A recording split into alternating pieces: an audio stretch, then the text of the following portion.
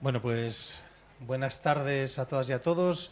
Gracias a Fran por arreglarnos este desaguisado y a Santos Ochoa por ser siempre una de las sedes importantes de nuestro festival. Decía Rosa hace un segundo que era un refugio climático y en cierto sentido lo es. No sé, os tengo que agradecer la paciencia, pero entiendo que con este aire acondicionado ha sido más fácil de lo que pensábamos. He dicho climático y poético. Climático y poético, pero eso está por ver, hasta que acabemos el recital a ver si ha habido poesía o no. Ay, madre. Ay, madre.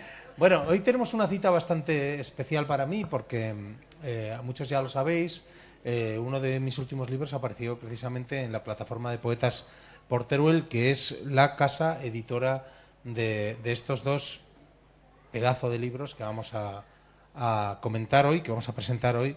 Y además mis compañeros iba a decir de mesa, pero de módulos, son también amigos y gente admirada. Entonces, para mí es como una especie de lujo. Como sabéis, el proyecto de Poetas por Teruel, de alguna manera, une esos lazos con lo que nosotros pensamos que es también el Planeta Clandestino, ¿no? La asociación cultural.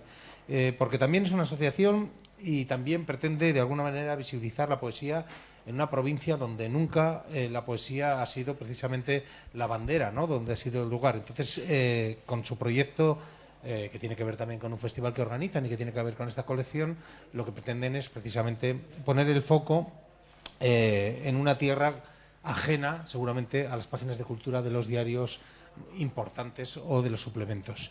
Así que, en ese aspecto, hay que mandarles desde aquí mucho ánimo para que sigan haciendo esto y hablar de estos dos libros tan interesantes, ¿no?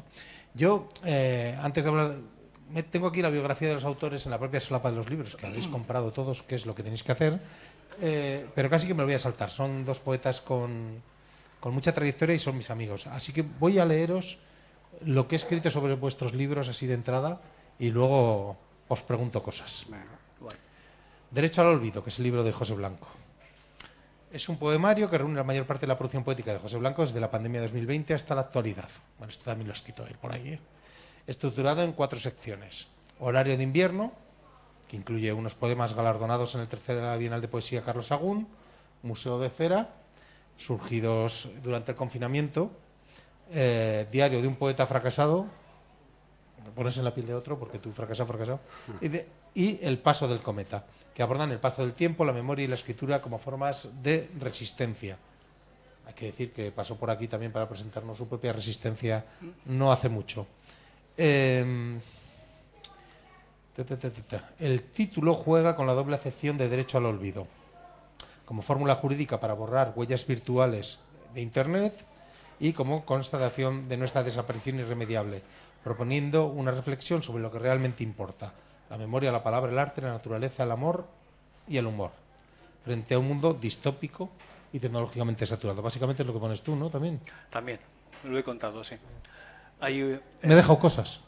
No pasa nada, porque estas personas tan amables van a comprar el libro y van a completar el puzzle también.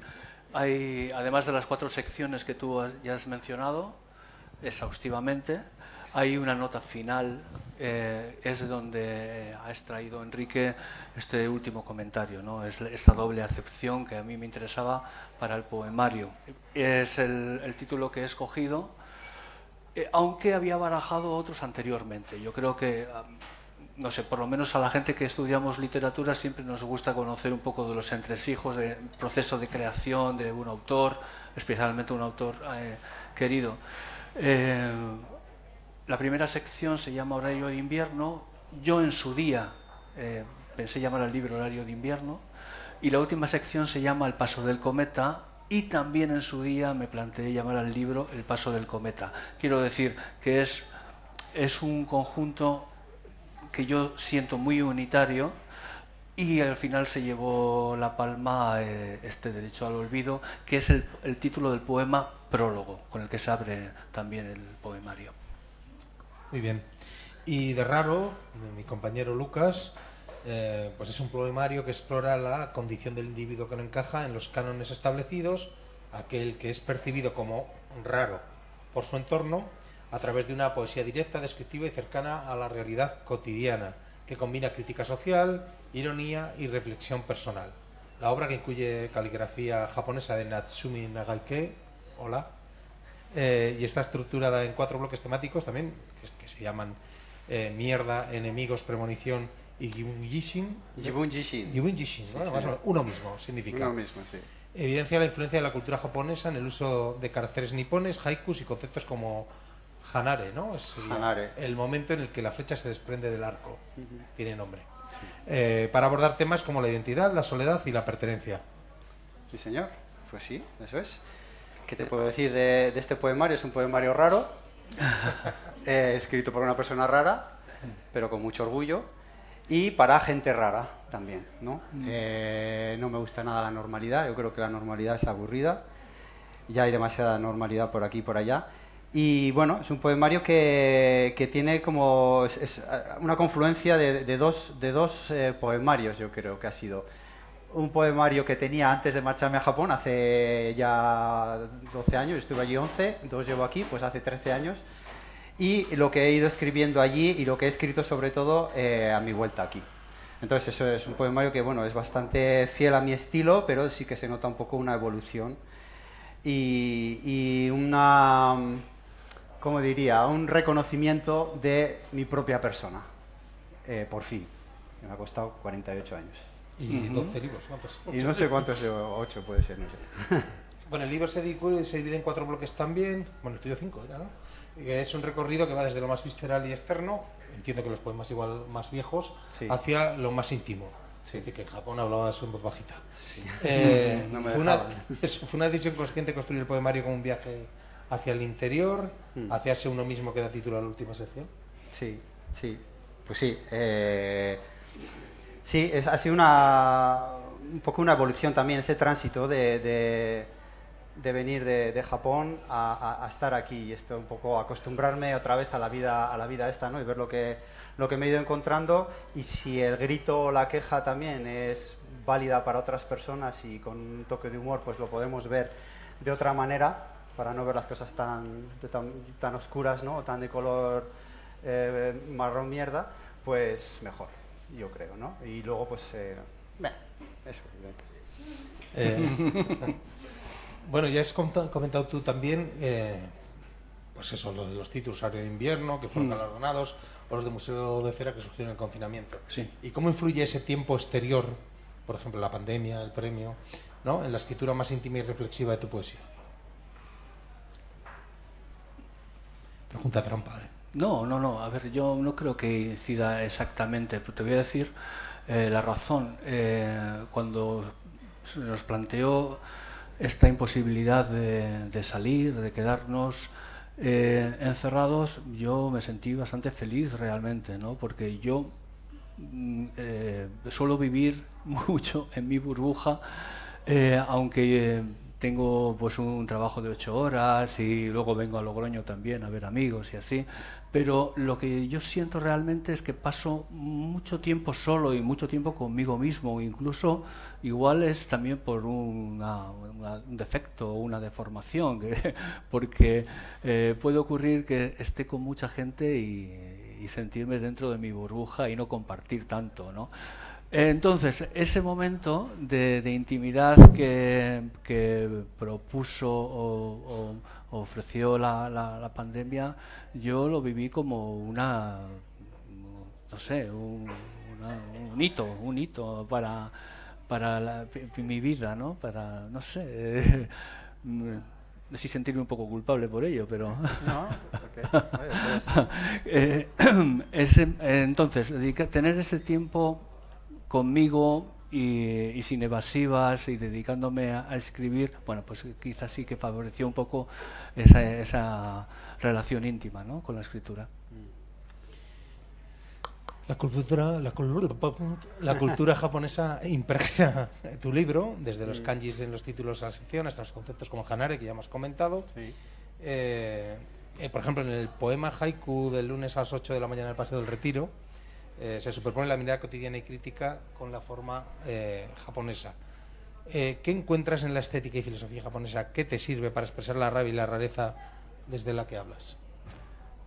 ¿Qué me sirve? ¿Qué herramientas me puede dar la cultura japonesa para eso? Pues ninguna. Igual el contrapunto de la cultura de allí con la cultura de aquí, que me hace ver las cosas aquí un poco de una manera un poco más exagerada, ¿no? A ver, yo me marché a Japón y allí crecí como persona, me convertí en algo más, no en otra persona, sino en algo más, en un Lucas más, un Lucas plus. Y estaba muy contento, muy feliz, ¿no? Entonces, he comprendido y he metido dentro de mi ser pues cosas y conceptos interesantes de esa cultura japonesa, ¿no? Pero jamás podría decir que tengo herramientas para hacer, por ejemplo, arte japonés o haikus. Yo lo voy a ver siempre desde mi punto de vista, desde mi forma de ser, ¿no? Yo no sé si te he respondido a lo que me querías preguntar, pero, No, bueno, pero ya sabes que... joyas japonesas sí que das. ¿El qué? Joyas japonesas sí Sí, que das. sí, a 2 manos. Sí. Y más tendría que dar. Disculpad, creo que tu micrófono no está sonando. ¿No suena? ¿No se oye bien? oye. ¿Ahora? Ahora sí. Sí, que te la habías bajado al cuello. Me lo voy a bajar al cuello. Bien. Bueno, en la primera sección de tu libro, Sí. la protagoniza una especie de hombre invisible, o aparece por ahí, que habita en los intersticios, que no fía a la resolución de sus poemas o de iluminación, que escribe para no desaparecer del todo. ¿Es el hombre invisible una metáfora del poeta en la era digital? ¿Es una forma de resistencia frente a la sobreexposición o una constatación de su propia irrelevancia? No, el hombre invisible es una metáfora, pero no de lo que tú dices. Es una metáfora de la presencia del poeta dentro del texto. El poeta deja de ser él mismo cuando está escribiendo y hay se produce una especie de desdoblamiento y un diálogo que primero se establece con el mismo que está escribiendo y que luego trasciende esa relación, ese desdoblamiento para llegar al resto de los lectores. Entonces sí, es una metáfora, pero es como yo siento que se proyecta la sombra de las palabras. Las palabras que uno escoge van configurando, conformando otra persona. Venga, a ver, que es que me preparo unas pocas. Bien. Poemas como Que les jodan, Algoritmo, Los nuevos burgueses o Enemigo de los humanos son descargas de rabia contra el sistema, el trabajo, la hipocresía. Sin embargo, el libro termina con poemas como El sustituto de mí mismo o Itekimasu, que busca una cierta paz a un final digno. Sí. ¿Es la escritura de la rabia el primer paso para llegar a esa calma o son dos pulsiones que conviven en ti? Sí, ¿por qué no? Pues mira, las dos. Yo creo en las dos. Sí que es verdad que las dos confluyen, las dos corrientes confluyen dentro de mí. Esa rabia, ¿no? Aunque el otro día leí una crítica a Raro, ¿no? Al poemario, muy graciosa, y decía, el nihilista auténtico no necesita quejarse tanto. Bien. Sí, hay rabia, claro, que hay rabia y hay paz también, ¿no? Es como el yin y el yang, los dos conceptos. Y sí, desde luego, si te quieres levantar y si te quieres ir a más arriba, pues tendrás que empezar desde abajo. Entonces toda esa rabia y ese sufrimiento. No me lo acerco, pues se emborrona por la barba. Ah, bien, vale, así.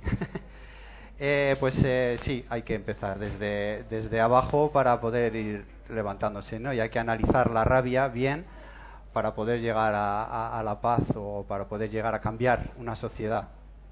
Organiza tu rabia, decíamos los punkis, ¿verdad? ¿no? Son cosas. Pues, Venga, me voy a porque 4 preguntitas y os dejo a escucharles que estamos. En Diario de un poeta fracasado, el amor y la escritura se confunden. Hay poemas llenos de ironía y humor sobre la convivencia, diálogo doméstico, diferencias musicales, pero también una profunda melancolía encorazonada o contexto eropolítico. ¿Es el poeta fracasado aquel que no logra ni el amor perfecto ni el poema perfecto? ¿Y la escritura es el testimonio de ese doble fracaso?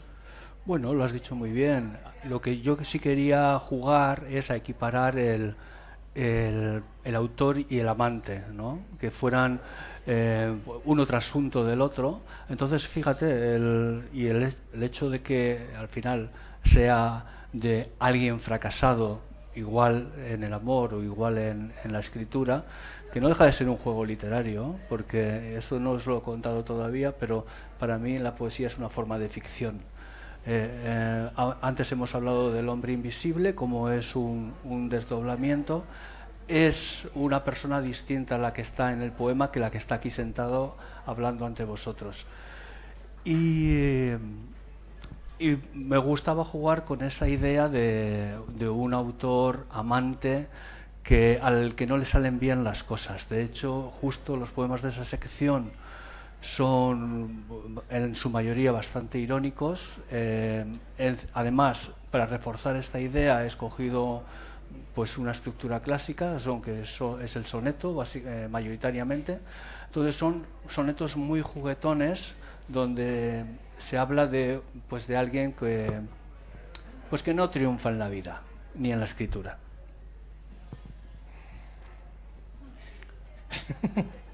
Venga, vuelvo. En el poema Poeta dices: y del poeta tan solo queda el señor que escribe en los ratos en los que uno debería de estar esperando a que llegue el metro.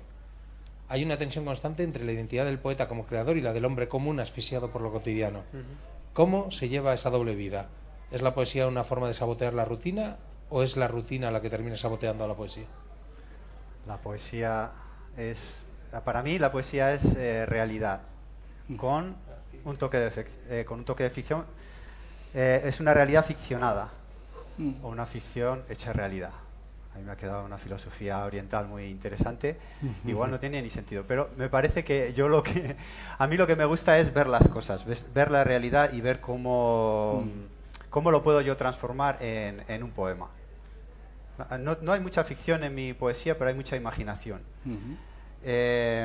Yo escribo en la calle, en los metros, en los trenes. Escribía en los trenes de ida al trabajo en Madrid, en los autobuses, y escribía en los trenes de ida al trabajo en Fukuoka, en Japón también. No me gusta escribir en casa, me agobio mucho, aunque yo creo que como José también soy un hikikomori social. Me parece a mí, me gusta estar en casa, me gusta estar en mi burbuja también, ¿no? Pero me gusta ver las cosas desde mi burbuja, ver la realidad, ver cosas muy cotidianas. Incluso la rutina me parece también muy poética. Muy bien. Y últimas preguntas, que diría el programa ese ¿no? El título y la última sección, El paso del cometa, reflexionan sobre nuestra desaparición. El poema Colección de pérdidas es un inventario de todo lo que ya se ha ido, ¿no? Pero el libro se cierra con un epitafio y una nota final que habla de la matanza de Vitoria, un acto de no olvido en realidad. ¿Es la poesía entonces una batalla contra el olvido o es, como dice el título, un ejercicio de aceptación de que todo, incluso la poesía, será olvidada? Las dos cosas. ¿Qué te ha parecido? Muy bien. Sí, no, porque es real. Yo entiendo eso, que la poesía, sobre todo, lo que nos tiene que ayudar es a vivir. Me pasa también un poco como a Lucas, que la realidad me sobrepasa en muchas ocasiones, y por eso el recurso de volver siempre a la burbuja para evadirte, para filtrar todo lo que nos supera, ¿no? Y bueno, pues la poesía nos tiene que ayudar tanto a estar en el mundo como a salir de él, ¿no? Y es un poco la búsqueda que hay en ese epitafio. El último poema es el epitafio, y tú has hablado de lo que es el colofón del libro, porque se terminó de imprimir en esa fecha, en la del 3 de marzo. Es una contradicción que te dije yo ahí. Bueno, pues nada, vamos a leer un poco, ¿no? Y Sí. ¿quién quiere empezar? No sé, hacemos piedra, papel o tijera. Yo mismo. Venga. Vale, pues empiezo yo. De hecho, el otro día me mandó mi madre una foto de la presentación de este libro, Casi sin ganas, hace 20 años. Un día como hoy, hace 20 años. Casi sin ganas, con el cantante de Niños Mutantes. Juan Alberto. Sí, señor. Ese día. Bueno, pues eso. Ayer mismo. 22 años lleva este festival, hace 20 que se presentó este maravilloso... y la labor que hacéis, de verdad, es maravillosa. Muchas gracias. Maravillosa. La labor que hacemos entre todos. Esto sería imposible sin este público tan guapo y tan... Eso es verdad también. Bueno, pues vale, pues voy a leer unos poemas de Raro. La primera parte, Mierda, se llama Mierda, pues Mierda. porque habla sobre las cosas que pasan enfrente mío, a mi alrededor, enfrente mío, detrás o encima o debajo, ¿no? Y me hacen muchas veces pensar, pues precisamente eso. Uf, mierda. O vaya mierda. O puta mierda. Vale. Falsas esperanzas. La niña lleva un vestidito de princesa rosa con unas alas brillantes pegadas a la espalda. Unas alitas para volar bien alto y bien lejos, para alcanzar su propio destino y reinar en su feudo multicolor de fantasía y esplendor. También una tiara de plástico dorado y engarzados en ella los príncipes que vendrán. Camina dando saltos, esquivando cualquier mal, entre su hermana mayor y su madre, que la llevan de la mano. Ambas visten un yihad. Mierda. Mierda, sí. El siguiente poema que voy a leer, bueno, este se lo voy a dedicar a mis vecinos, que da mucho por culo. Y Un saludo a los vecinos de Bueno, Lucas. vecinos, ojalá Que nos que estarán han venido, viendo. por supuesto. Están en casa entretenidos haciendo ruido y siendo imbéciles. Bueno, no voy a profundizar más. Este poema se llama Pobres burgueses pobres. Los nuevos burgueses hacen la compra online. Les traen las cajas de leche que tanto pesan. Su lista de la compra no apesta a menesteroso, no huele a carrito, a bolsas reciclables, a colas ni a cajeras, pero se las trae un curriqui pobre. Los nuevos burgueses disfrutan de piscina en su comunidad de propietarios. Su cena se la trae un chico en moto o en patín y no huele a bar cutre, a restaurante barato, a fritanga, a común, pero es barata. Los nuevos burgueses no necesitan probarse la ropa, compran por internet y si no les vale, la devuelven. No han de tratar con necesitados ni proletarios, oler los probadores, buscar entre la inmundicia, pagar en metálico, pero está hecha en China. A los nuevos burgueses les cuidan los viejitos gente de otro país. Son más baratos, les planchan y les limpian las casas por horas, señoras un tanto más pobres que ellos. Los nuevos burgueses son igual de pobres que tú o que yo, pero viven pretendiendo no darse cuenta del hedor que les define. Mierda. Oye, mira, pues podría ser como una especie de misa, ¿no? En lugar de decir amén, bueno, ellos dicen mierda, nosotros amén, ¿verdad? Y no Un saludo de llueve. Evaristo. Y no llueve, no llueve. Bueno, ¿tres, por ejemplo? ¿O unos 4 y 4? Vale. Venga, vale. Vale, pues de la siguiente parte, bueno, de los burgueses era la parte enemigos, ¿no? Enemigos por eso, por la cantidad de enemigos que se encuentra muchas veces uno alrededor y no se puede hacer nada, o no te dejan. Y este poema se llama No, o como se dice aquí en La Rioja, que me gusta mucho, sí por los cojones. Si vas a responderle siempre que sí, a curvar tu espalda, si vas a caer enfrente de todos aquellos que vieron la trampa enterrada y no te avisaron, si tienes intención de ofrecer tu vida, tu familia, lo poco que te quede a un sistema inerte, a un señor que se ríe poco, si te vamos a ver callar ante la injusticia, restregándose en tu cara, lamiéndote a diario, tal vez mejor espera, reflexiona. ¿Qué le dirás al chico que se prometió el mundo, a la chica que se juró amor eterno, a ti, tú, sí, que crees que claudicar está en el plan, no destacar, ser otro figurín en el tablero, tedioso y harto de tanta excelencia? No. Mejor diles que no. El sí ya lo tienes. Y... oh, estos son un poquitín largos. Bueno, pues el último de esta parte... bueno, esta parte no, de mi ronda. De esta ronda. De la parte premonición. Premonición, esta parte habla un poco de lo que me venía encima, ¿no? Yo era una persona muy feliz y bueno, vas viendo, te vas cargando de cosas y la vida, el entorno, la rutina, la sociedad. Entonces por eso llamé premonición. Algo me olía, pero no sabía que era tan chungo. En fin, con un título en inglés porque queda muy guay. Bloody Nose Blues. La sangre, la que dicen te fluye dentro, la que se dice blood, y que así suena más a sangre que la propia sangre. La roja, intensa e hipnótica que gotea hoy por mi nariz no ha pedido permiso. Se derrama en silencio y no huele hasta que la pruebas. Blood suena más a sangre porque es una palabra oscura y densa, ese tipo de palabras internas como las vísceras, esa sangre que está cómoda y a salvo dentro de mí, dentro de este recipiente delicado, blando y estúpido que soy, que es cualquier ser humano.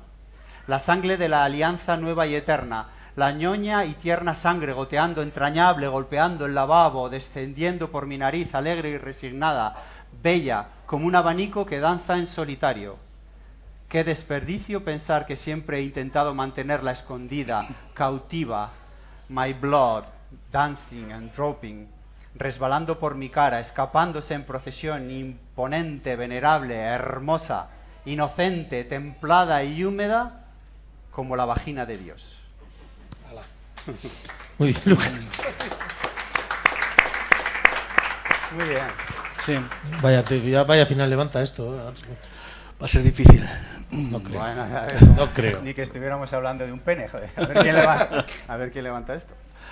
Vale, os voy a leer primero de Horario de Invierno. Este poema se llama Ángel Caído. El hombre invisible, si escribe, es para no desaparecer del todo, dentro de una fortaleza flotante, bajo un luminoso con cerezas. El hombre invisible sumergido en el ambiente, bracea que exhausto contra la marea, e incluso es capaz de sonreír, también con los pulmones encharcados. El hombre invisible como náufrago propicio, arrastrado por un fondo de arena, repelido fuera del torbellino procaz, yerto sobre un túmulo de Posidonia oceánica. Como ángel caído se desprende de una cúpula de mecanotubo, el bajo hipnótico de Armand Van Helden anatematiza Professional Widow. Él ahora mastica solo algas. De la misma sección, regreso a Vía Púnica. Yo he sido el hombre invisible, pero dime, ¿quién era yo?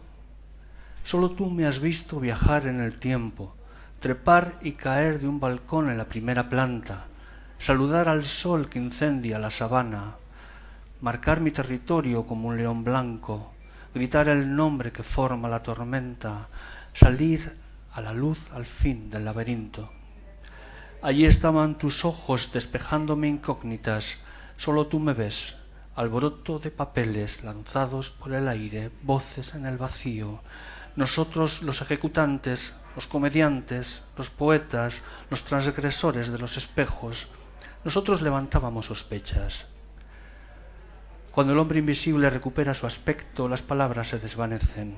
Amar nos graba en la piel una rosa de los vientos. Solo amar es conocer. Gracias. Este ya es de la sección Museo de Cera. Se llama 27 de mayo. Cuando miro tus ojos color mar, sé que mi vida empieza donde acaba el horizonte plano que restaba a lo que di cuanto no supe dar. Ahora he aprendido a sumar tus sueños a los míos.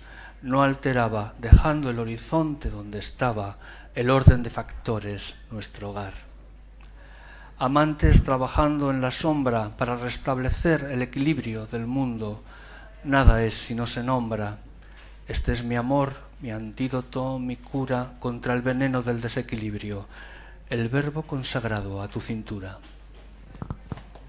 ¿Vale? Soneto también, sí. Del diario de un poeta fracasado. Lectura elemental. Me gusta cuando lees, porque estás muy presente. Te agitas, ríes, lloras, exclamas, empatizas. Te invade la impostura como un desdoblamiento, tan vivamente vives en las vidas escritas. Me gusta compartir todo lo que está en ti y que tú desconoces, el brillo en tu mirada haciéndome un resumen con voz de quien regresa de un coma, un sueño, un viaje, de una metamorfosis. Lo mismo debe ser con el amor, presumo, vida rebosando vida, irrebatible, como dijo Sherlock. Una vez descartado lo imposible, lo que queda por improbable que parezca, debe ser la verdad.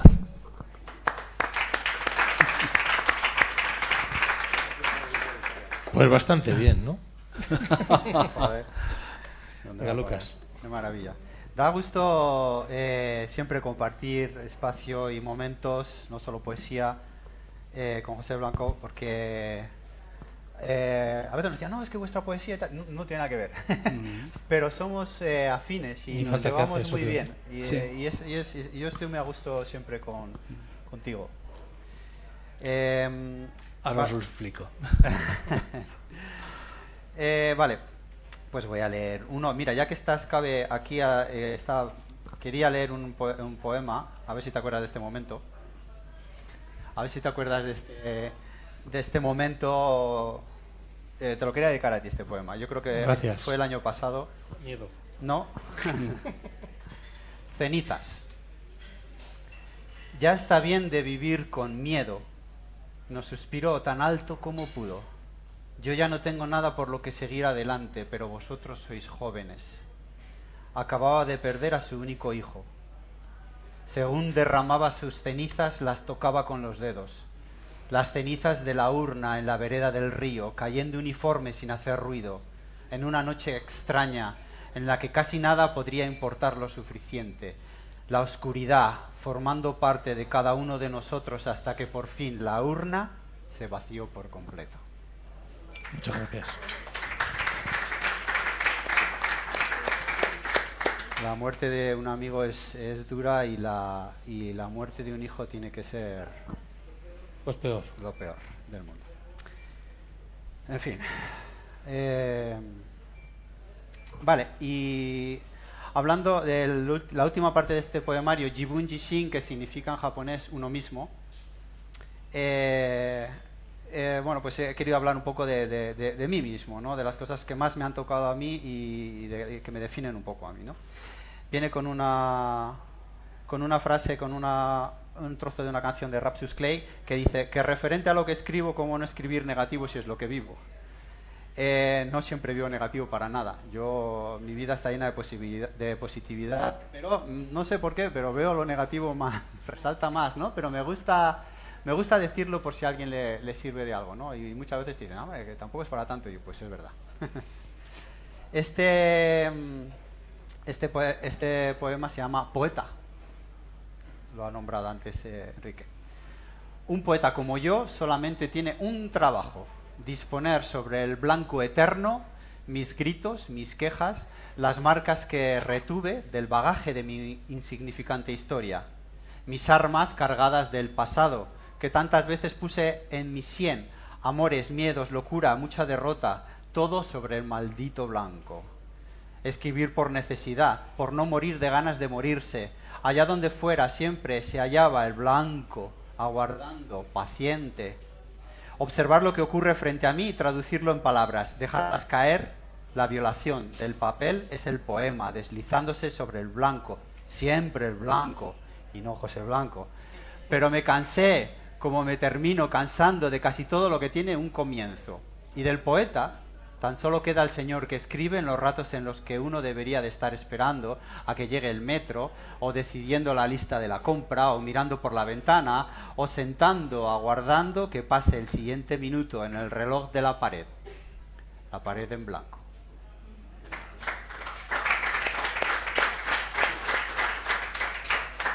Y no sé cuánto llevo, 2, 3, 2, vale. Pues este tercero, Pan Pan en la tripita, se lo dedico a la cosa más bonita que he conocido nunca, que es mi hijo, ahí, entretenido. Pan Pan en la tripita. Mi hijo me pide que le haga pan, pan en la tripita. No puede dormirse. Mientras le hago pan, pan, le susurro que todo está bien, que papá está aquí. Entonces se duerme, como se duermen los dioses, abandonándose en cuerpo y alma al descenso infinito. Y yo me quedo mirando al techo, arrugado, con los ojos vigilantes, inmóvil, aterrorizado, bajo el peso de la penumbra y el silencio. Todo está bien, todo va a salir bien. Me remueve la conciencia. Ojalá las noches no fueran tan angustiosamente largas.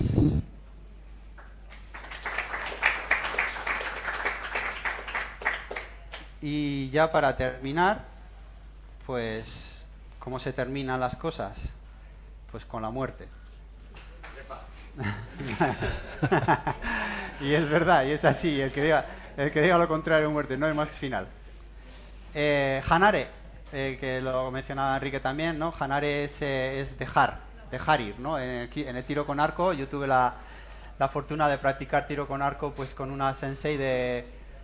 Ahora va a cumplir 99 años, ahora en octubre, 9º dan de Kyudo, una eminencia, una persona bellísima.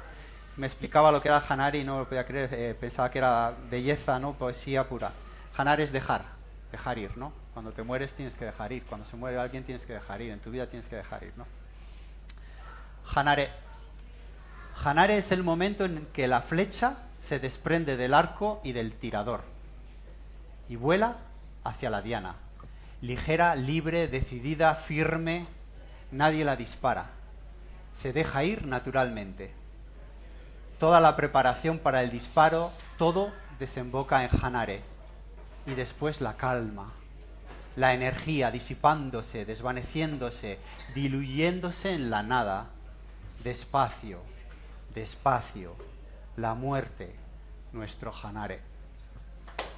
Muchas gracias.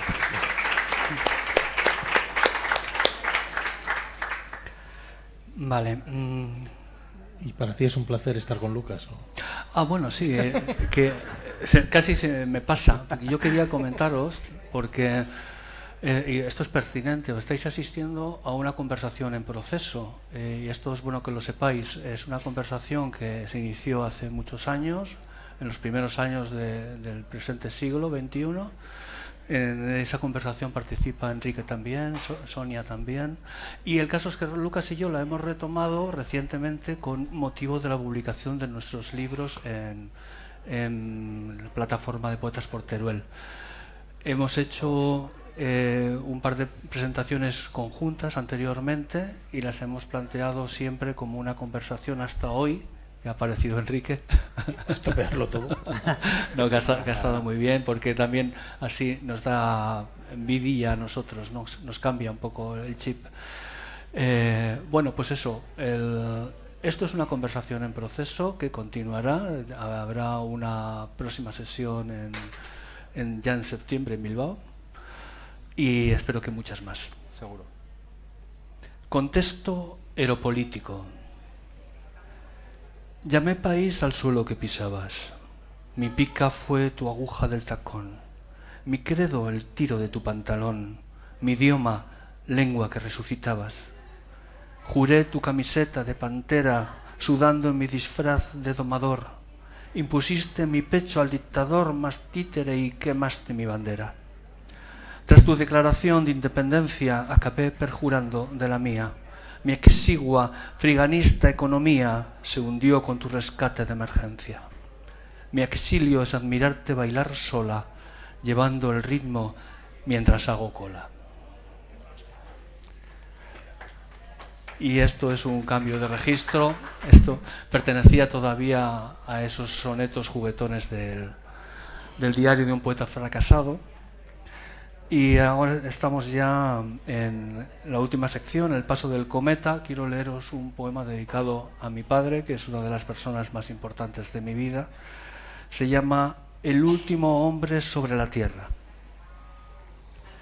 ¿Acaso imaginas que alguien camina detrás de ti borrándote las huellas porque no sabes que tú eres el último hombre sobre la tierra? La noche apilaba su chatarra titilante y barcos a la deriva sin tripulación hundidos en la niebla como oscuras premoniciones que el amanecer encontraba varados en los campos cuando la salida del sol hacía rodar la sombra de aquel niño que iba a ser el último hombre sobre la tierra. Hambre, sueño y sabañones dieron dictado a tu esmerada caligrafía. Con fiebre, sueño y quemaduras recolectaste el fulgor que ha ennoblecido tu oficio de faro. Eres la luz que avía las tormentas, la que orienta la limoche, la que mantiene a raya tanta escoria. Tu haz delicado barre el horizonte y deja una estela de tinta azul sobre las piedras de nuestro refugio, donde una vez nos enseñaste a amar la única verdad incontestable. Imaginabas que alguien avanzaba detrás de ti borrándote las huellas porque querías dejar de sentir el llanto de tus hijos. Pero eras tú quien en sueños gritabas nuestro nombre, nos llamabas para que no perdiéramos el paso, para no perdernos nunca. Aquí nos tienes, ya lo has visto, Padre, no viene nadie detrás. Sí. El paso del cometa. Tú también fuiste joven, seguro que recuerdas. Tu cuerpo era una antorcha, tu mente centelleaba. Bailabas entre brasas descalzo para alzarte a un palmo sobre el suelo, logrando mantener la muerte arrinconada a raya contra las cuerdas, al paso del cometa que tanto ilusionaba. Días de maratón, noches sin acostarte y en medio el corazón latiendo sin querer, pero dispuesto a dar aquello que pedía. El traje es alquilado y al fin la mascarada nos suele hallar propensos a la melancolía. Tras las lentes oscuras, tropezando en la acera, le va poniendo el broche dorado a la velada, el paso de un cometa que ahora nadie espera. Y termino con el último poema del último libro. Es también un poema sobre la muerte, Lucas. Epitafio se llama. La muerte es anterior al sueño de la muerte, anticipa la escritura. La vida solo es abreviatura, glosando el epitafio de la suerte. Si alguna vez fui libre, fue por verte reír, fue resbalando en tu cintura, pero luego el mal de altura, la crisis, la pandemia, dejé de obedecerte. Tanto amuleto no sirvió de nada, el esmalte dañado, ¿qué más da? La ambición es un lodo que fermenta.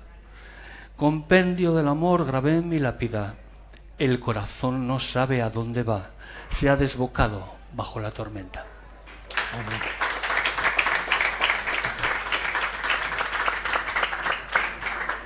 Bueno, pues más o menos tenemos una semblanza de los dos librazos, son dos librazos que merecen mucho la pena y es el momento de que abramos un poco el diálogo con vosotros y vosotras y vosotros.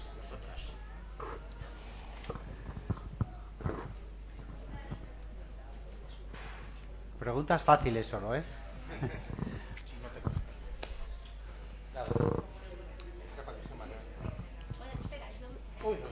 Yo, es más que una pregunta, ¿no ibas a hablar del espíritu de la escalera? Sí, pero no lo he dejado pasar lo he dejado pasar porque había cambiado hoy el formato, ¿no? Es que en la última conversación que tuvimos Lucas y yo me hizo una pregunta y no sé si habéis leído alguna vez esto que cuenta Vilamatas. Él habla del espíritu de la escalera.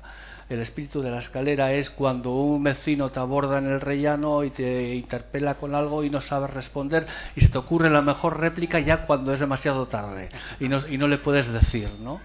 Ese es el espíritu de la escalera. Y Lucas a mí me hizo una pregunta en Madrid que yo no me esperaba y le respondí de cualquier manera. Me dijo que si no aparecía Baracaldo en mis poemas o en lo que escribo.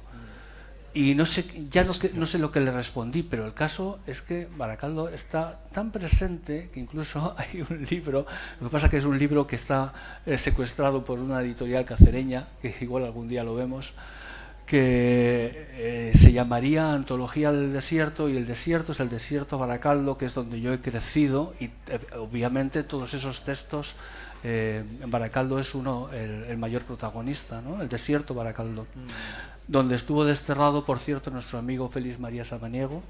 En el desierto fue desterrado por Carlos IV por esos escritos con los líos de la Inquisición y esos escritos satíricos que tenía, un poquito verdes, un poco picantes, y lo desterraron al desierto, pero era nuestro desierto, desierto Baracaldo.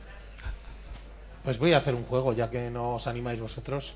Voy a preguntar a ti cosas sobre Lucas, por ejemplo. Nos ha leído un poema que se llama Falsas Esperanzas, donde describe una niña con un vestido rosa. Y es un poema que creo que juega con los contrastes y los prejuicios. ¿Crees que la poesía de Lucas está invitando a mirar más allá de las apariencias y a aceptar la rareza como algo valioso? Lo que es siempre la poesía de Lucas es muy contundente. Justo ese poema es uno de los más terribles y de los más bellos que tiene, quiero decir, porque Lucas tiene una escritura muy directa y este poema crea una atmósfera que no es habitual en él, ¿no? A mí me parece chulo, especialmente chulo por eso. No sé si estás de acuerdo. No, que se joda, si no está de acuerdo. Hoy no he leído que se jodan, pero los lectores lo podrán leer. Otra. Sí. En otro poema suyo, El Cristo del Retrete, se ridiculiza una imagen de sufrimiento y culpa. ¿Qué papel crees que juega la ironía y el humor negro en un libro tan crítico y a veces tan desgarrado? ¿Es una forma de hacer más llevadera esa rabia? No, es una forma de aflorar la rabia, desde mi punto de vista, que es una constante además en todo lo que escribe Lucas, ¿no? A mí me parece lo valioso de Lucas es que parece que cuando estamos escribiendo estamos absolutamente ajenos al mundo que nos rodea, al mundo en el que vivimos, y vivimos en el capitalismo salvaje.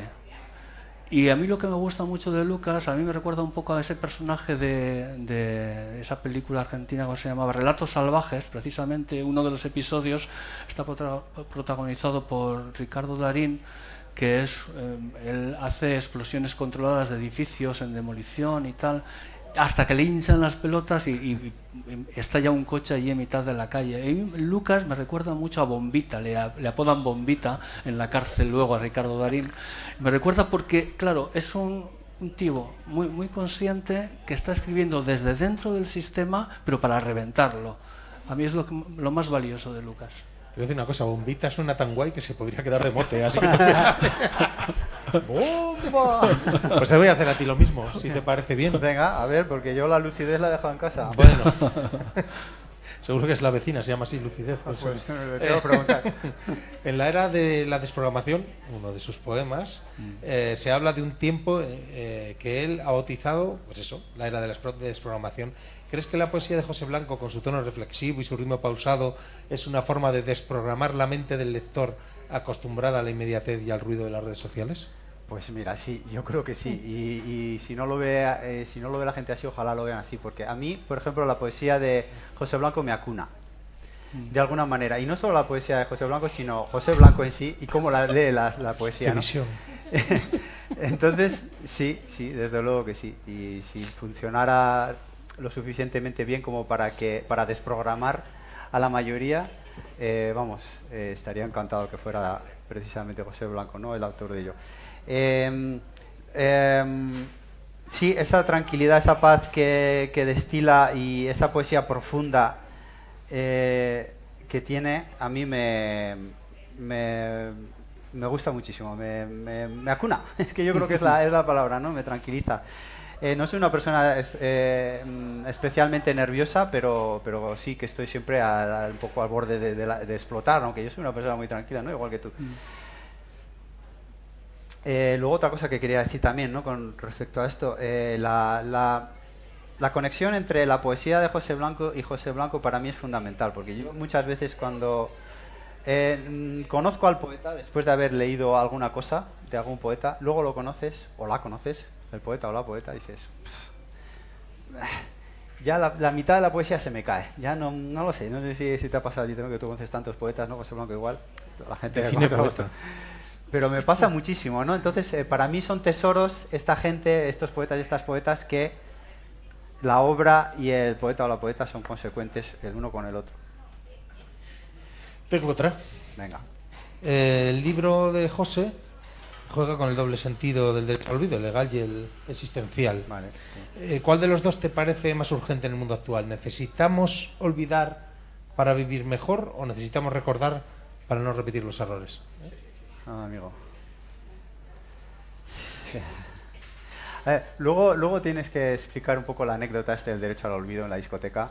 Derecho al olvido en la joven. discoteca. Sí. Mucho mejor el título. Sí, Bueno, bueno, sí. Me gusta muchísimo. Recordar, sí, recordar, no olvidar las cosas pero sin que nos martirice, ¿no? El perdonar es fundamental, no hace falta olvidar las cosas. Tenemos que recordar las cosas pero sin que nos sea una carga, ¿no? Al final vamos a ser todos olvidos, está claro. Ahora estamos en una sociedad en la que todo está grabado, todo permanece, todo se supone que va a permanecer para siempre, pero no es verdad. Nada va a permanecer para siempre. No sabemos qué va a pasar dentro del año que viene, sabemos qué va a pasar dentro de 100 años o de 1000, pero lo que está claro es que nada de lo que hay ahora mismo permanecerá y ya está, y no pasa nada. Todos vamos a ser olvido gara, entonces. Bueno, pues, ¿se os ha ocurrido alguien? Espera, sí, yo te lo llevo. Venga, me levanto yo. Vale, perdón. Uy, atrás del todo, que bien. Hola, bueno, sí, para el raro de Lucas. Gracias. Tengo la sensación al leerte durante unos años y tal, que en realidad eres un terrorista de la realidad. Y una de las dos preguntas, una es ¿cómo todavía no estás detenido? Porque me parece increíble. Y la segunda, también he oído que en tu faceta de fundador de ciudades pretendes hacer aquí un pequeño Japón o algo así. Sí. Entonces, si me podías explicar qué es eso. Sí. ¿Vale? Bueno, Muchas empiezo gracias. por la segunda. Gracias, Coque. Un refugio, sí, es lo que hemos planeado, lo que planeamos hacer antes de venir aquí. Natsumi y yo pensábamos crear una especie de refugio y un sitio, un centro cultural japonés para poder difundir la cultura japonesa en cualquier vertiente, cualquiera de sus facetas. Eso por un lado. Y bueno, por otro, un terrorista ¿de qué has dicho? De la realidad. Sí, es verdad. La realidad muchas veces me produce un cierto terror, sí que es verdad. Y por ello, pues para combatirla, lo único que tengo es mi propia rabia, mi propio fuego, puede ser. No incito a nadie a ver la realidad de otra manera, pero sí que es verdad que sí que me produce un cierto terror la realidad y lo que hacemos con la realidad, los humanos, ¿no? Los seres humanos. Sí, pero bueno. Gracias. No sé si te he respondido, sí. Sí, no, Yo me he apuntado también a hacer una... No sé si es una pregunta o es una reflexión, pero al hilo de leer la solapa de Lucas y a lo que estuvimos ya hablando en la última, la presentación de... No fue la última, me he perdido alguna, de Álvaro Guijarro, Logroño tenía o tiene, bajo mi perspectiva, una generación olvidada de poetas. Hay un vacío, de repente, en el que los anteriores los reconocemos. Ahora empezamos a ver a muchos que están teniendo una buena proyección, pero había una que concretamente yo ya la semana pasada la definía, porque llevo años definiéndola como la generación Nausicaa. Y he podido ver que habéis metido esa referencia. Yo recuerdo aquellos tiempos en los cuales, a través de ese foro, Carmen Beltrán, Sonia, Lucas y algunos otros que luego nos convertimos, no sé si en algo de las letras o no, pero estaba el propio Enrique y hemos estado muchos, y quizás es lo que faltaba ahí, esa generación de los 70 que desaparece, que está promoviendo desde el minuto 1 todo tipo de arte, quizás con un matiz importante. No fuimos poetas puros, fuimos los que creábamos fanzines, los que nos íbamos a viajar fuera a conocer mundo, los que nos pusimos a hacer revistas extrañas, los que se pusieron a publicar en plataformas de música, los que aglutinaban un montón de artes, pero que la mayoría han acabado en mundos de la poesía. Entonces me gustaría saber si vosotros reconocéis que este Logroño tenía esa deuda y que existe esa generación que para mí es muy visible, muy clara, y que es la generación náusica, en la que veo claramente a Lucas, en la que veo a Enrique, a la que veo a Sonia y a otros tantos que en otros sitios los he visto. Gracias. Bueno, sí, muchas gracias. Buena pregunta, buen comentario. Bueno, aquí Enrique sería el idóneo para responder esto de una manera perfecta. No tienes micro, acércate a mi boca.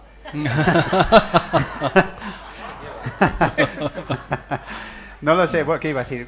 Sí, a ver, yo creo que somos una generación bastante reconocida en realidad, con trayectoria y además que rompimos un blister, si quieres, ese es el plastiquito es invisible para sacar las pastillas, que hasta entonces no se había roto. Empezamos a publicar fuera y nos reconocían fuera, sí, en pequeños sellos, en tal, no sé qué, pero esto en la generación anterior no le pasaba. Era una generación muy local, no muy localizada. Y sí, me encanta que recuerdes Nausicaa porque, bueno, en aquel momento en el que los blogs tenían peso, ¿no? Sí. Y los libros digitales y tal. Fíjate, del mío va a hacer hace 25 años este año.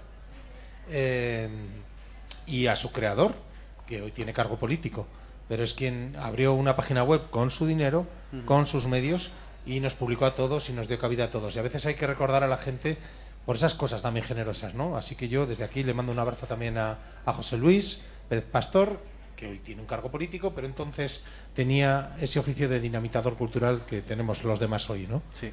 Entonces yo, no sé, yo estoy encantado de que mis amigos sean una generación, ¿no? Quiere decir que tenían la misma inquietud, o que mis amigos seáis una generación. Teníamos las mismas inquietudes y realmente no había huecos donde en Logroño no había, estamos hablando de los 90, o te creabas tus fanzines o no había revistas para publicar. O sea, estamos hablando de antes de que se crease, por ejemplo, la revista Fábula, ¿no? Que yo participé, por cierto, en la creación. Es que no es... Esas cosas pasan. Y no sé si he contestado nada, pero yo creo que no somos una generación desaparecida, al revés. No, ni olvidada. A alguno le hubiese gustado mucho hacernos desaparecer. ¿Alguna pregunta más? Sí. Bueno, una a cada autor. José, quiero que me hables de la métrica y la rima. O sea, porque usas mucho métrica y rima, sonetos, alejandrinos, has leído hoy un soneto en alejandrinos. Sí. Cuando la poesía que oímos últimamente aparta la métrica y la rima, tú la usas y la buscas en muchos casos, ¿no? Y te gusta. Quiero que me hables de eso. Y Lucas, has dicho que en Madrid escribías en el metro, en Japón escribías en el metro, en Logroño, ¿qué haces? Bueno, sí, te respondo yo a lo que me decías. Realmente es muy consciente cuando lo hago, quiero decir, no me salen sonetos solos. Lo suelo usar como una especie de restricción, si recordáis aquel taller de literatura potencial que se llamaban el ULIPO, aquel grupo de los años 60, ellos se planteaban restricciones para escribir. Pues, por ejemplo, escribir sin la letra E, y todo el texto no podía aparecer la letra E. Y yo me tomo la escritura de sonetos o de sestinas o cosas así como una restricción también, porque uno no escribe cuando quiere, uno escribe cuando puede, cuando le sale. Y si hay un gusanillo, yo a veces lo que me pongo es a organizar dentro de una estructura cerrada, pues determinadas ideas, ¿no? En este libro hay mucho de ese trabajo, también porque, como os decía antes, empieza a salir el libro cuando nos confinaron. Y fue una forma de ir tirando del hilo, sobre todo por eso. Y bueno, yo no puedo escribir en el metro, ni en el tranvía, ni en el autobús igual, no lo sé. No, ahora ya no. A mí me gusta llenar esos espacios en teoría vacíos, ¿no? Que es, por ejemplo, transporte de ir al trabajo, esos momentos en los cuales dices, ¿qué hago? ¿Me pongo a mirar el teléfono móvil? O antes leíamos, ¿no? Ahora ya todo el mundo usa el teléfono móvil. Me gusta llenar esos espacios, o bien estudiar o escribir, ¿no? Ahora escribo...